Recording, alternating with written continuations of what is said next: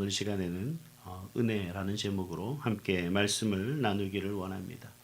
오늘부터는 이제 고린도 전서를 이제 살펴볼 계획인데, 우리 고린도 전서 하면은 떠오르는 게 어떤 책입니까? 뭐 문제가 많은 교회, 정말 사건 사고가 터지지 않는 교회, 그야말로 이 세상에서 가장 성경에 기록되어 있는 가장 문제투성인 교회, 그 교회가 바로 고린도 교회입니다.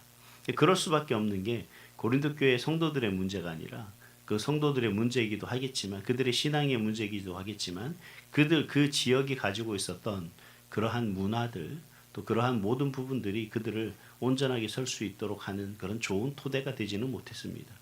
우리도 신앙생활을 하다 보니 우리가 과거에 있었던 어떤 그러한 문화적인 것들, 또 전통적인 것들, 또 우리 가풍에서 뿜어져 나왔던 어떤 여러 가지 모습들이 나도 모르게 우리 가운데 배어 있는 것을 보게 되죠. 이제 그런 부분들을 보면 참 우리가 과연 새 사람으로 살아가기에 준비된 사람인가? 그렇지만은 않은 것 같습니다. 부족한 부분이 너무 많고, 또 하나 여전히 내 속에 그 옛 모습을 벗어버리지 못하는 그런 때들이 여전히 존재하고 있다라는 것을 우리가 고백할 수밖에 없는 거죠. 그래서 우리가 이 고린도 교회라고 하면 참 그 당시 사람들이 왜 저렇게밖에 신앙생활을 못할까? 왜 교회가 저 모양일까? 이렇게 또 얘기할 수는 있습니다만, 근데 그건 우리의 관점이거든요, 사실. 어떻게 보면 고린도 교회가 우리의 모습을 가장 잘 대변해주고 있는 교회의 모습이기도 합니다. 근데 또 이단 종교가에서는 이 고린도 교회가 유일한 교회다라고 그렇게 얘기를 합니다. 그런 사람들이 있어요. 그래서 고린도 교회에 나오는 성도들의 모습이 마침 하나님께서 자신들에게 가르쳐준 성도의 모습인 양 그렇게 또 인용해서 쓰는 그런 부분들이 많습니다만, 그 관계가 그런 부분들이 드러나면 제가 그때 말씀을 한번 드리도록 하겠습니다. 이 고린도 교회 속에서 나타나는 이제 문제 있는 교회 성도들의 그 모습에 대해서 여러 이야기를 하고 있는데, 사실 우리의 관점에서 볼 때 고린도 교회가 큰 문제가 있고 큰 아픔이 있는 교회고, 또 상처가 있는 교회고, 여러 가지 분열이 또 대립이 있는 그런 교회인 것 같습니다만, 과연 하나님께서 그렇게 보실까? 그럼 하나님께서 우리 역시 우리 안에 내면에는 그런 어떤 다툼이 있고, 또 분열이 있고, 시기가 있고, 질투가 있고, 이러한 모습 속에 살아가는 과연 우리 속에 하나님이 보실 때 과연 우리를 어떻게 보실 건가? 아니, 그 이전에 하나님이 과연 우리를 부르심에 있어서 그러한 어떤 죄나 또 부족한 부분이나 좀 버려야 될 부분들을 가지고 있는 우리 존재에 대해서 하나님은 어떤 마음이셨을까 하는 부분들을 또 함께 생각해 볼 수가 있습니다. 그래서 오늘 이 시간에는 과연 우리가 바라보는, 즉 성경에 나타나 있는 표면적인 어떤 그런 모습들이 중요한 것이 아니라 그들을 향한 하나님의 마음이 중요하다라는 것을 오늘 이 시간에 함께 살펴보려고 합니다. 먼저 하나님은 우리를 부르실 때 그 부르심을 우리는 어떻게 얘기합니까? 하나님의 은혜다라고 이렇게 얘기할 수밖에 없습니다. 그래서 1절 말씀은 사도 바울이 자신을 이렇게 소개합니다. 하나님의 뜻을 따라 그리스도 예수의 사도로 부르심을 받은, 이렇게 얘기합니다. 즉 자신의 부르심은 자기가 어떤 능력이 있어서 사회적인 어떤 지위와 그가 가지고 있었던 그 유대주의의 어떤 그런 놀라운 그 배경들, 그가 가지고 있었던 어떤 학벌들, 또 그가 사상으로부터 인정받았던 그러한 어떤 위치와 지위들, 이런 것 때문이라고 말하지 않습니다. 모든 것이 하나님의 부르심 때문이다 라고 그렇게 고백하는 것을 볼 수가 있습니다. 그 고린도 교회도 마찬가지죠. 우리가 읽었습니다만 자꾸 보면은 이 부르심을 받았다라는 것에 있어서 계속해서 반복해서 이야기하는 것을 볼 수가 있습니다. 왜 이렇게 자꾸 부르심에 대해서 이야기를 하고 있는 건가?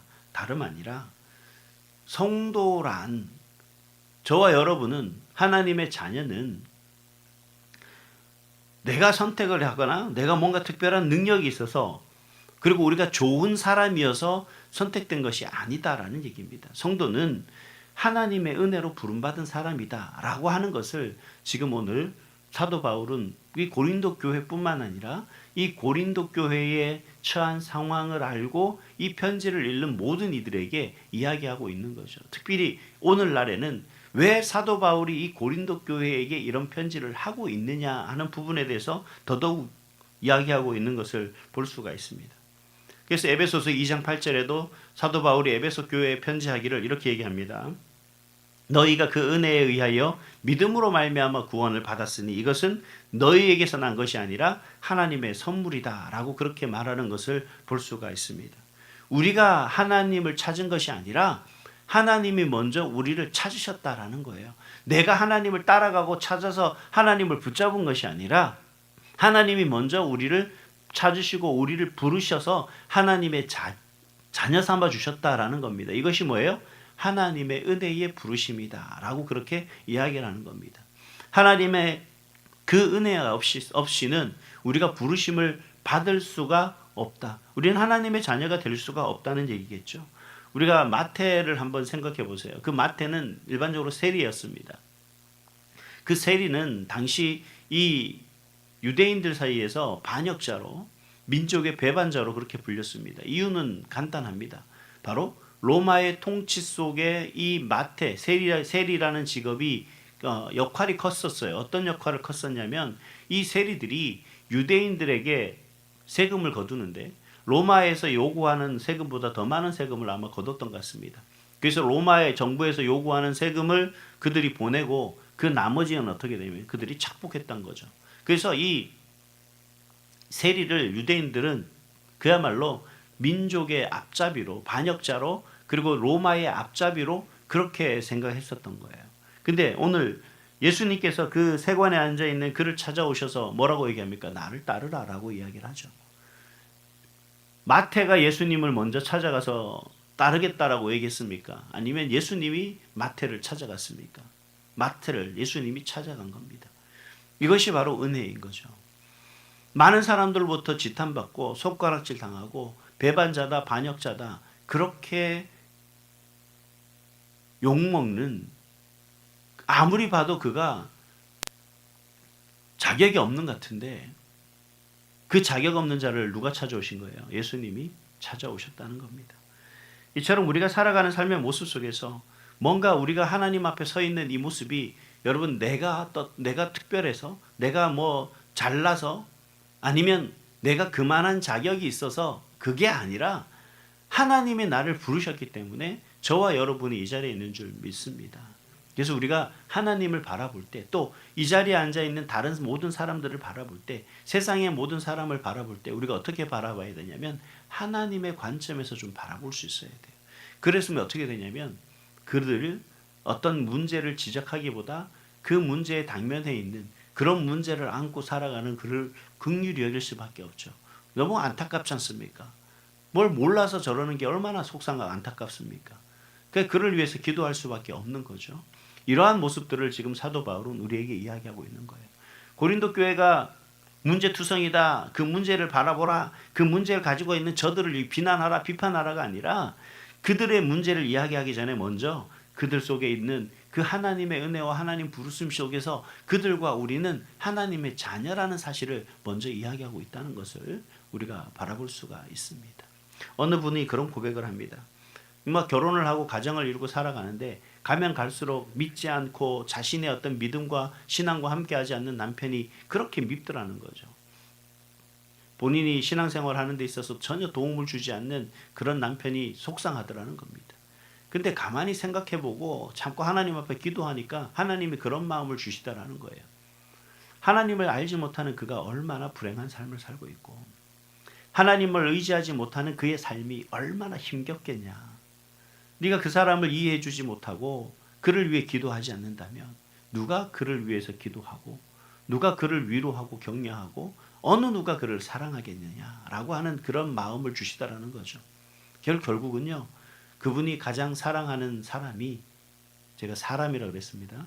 하나님이 아니고 사람이 누구냐면 바로 믿지 않는 그 남편에게 많은 시간을 할애할 수밖에 없었다라고 고백을 합니다. 결국 그 사랑이 바로 믿음으로 결실이 이어졌고요.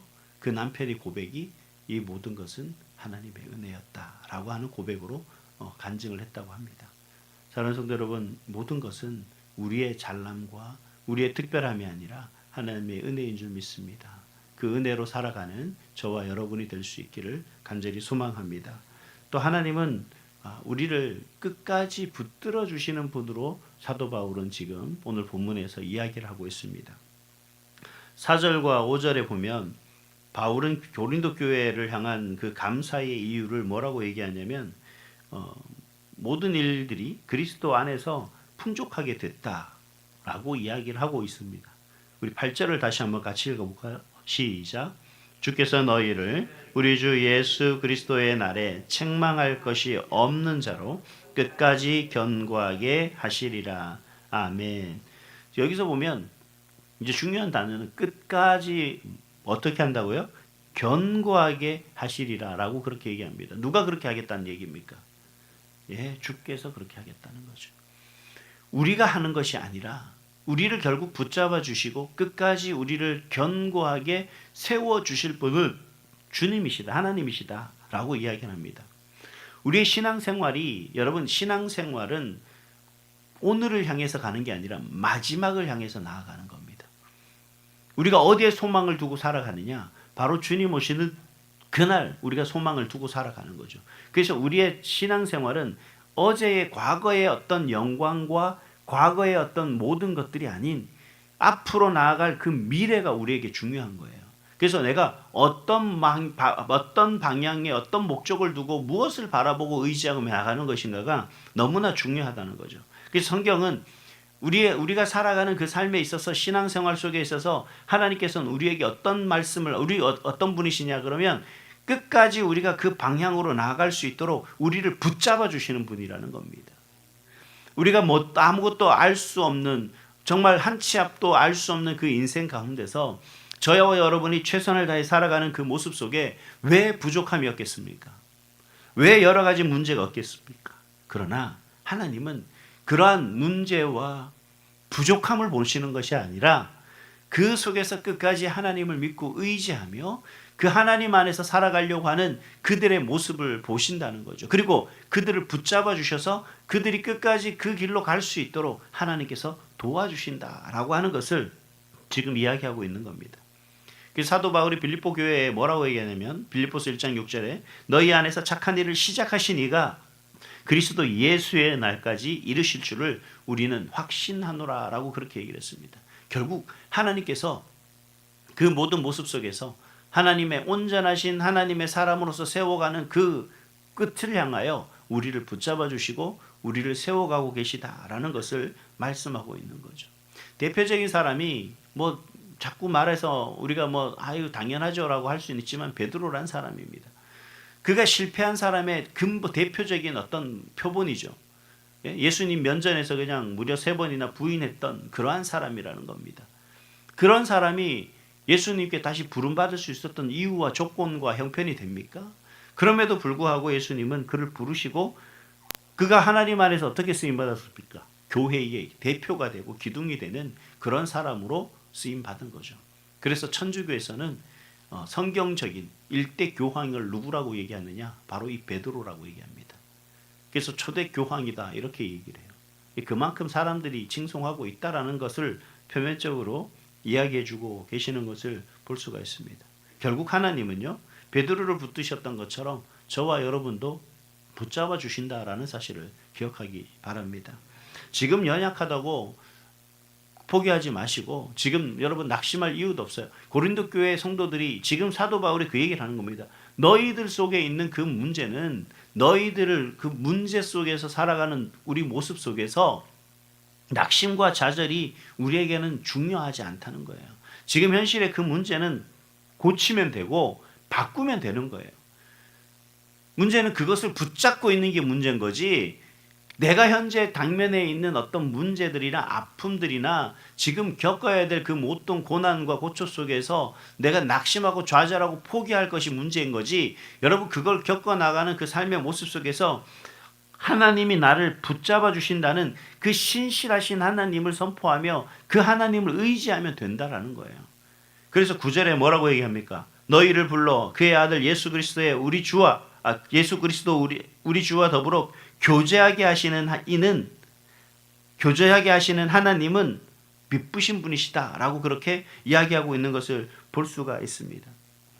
사랑하는 성도 여러분, 고린도전서는 문제 많은 교회를 향해 보낸 편지가 맞습니다.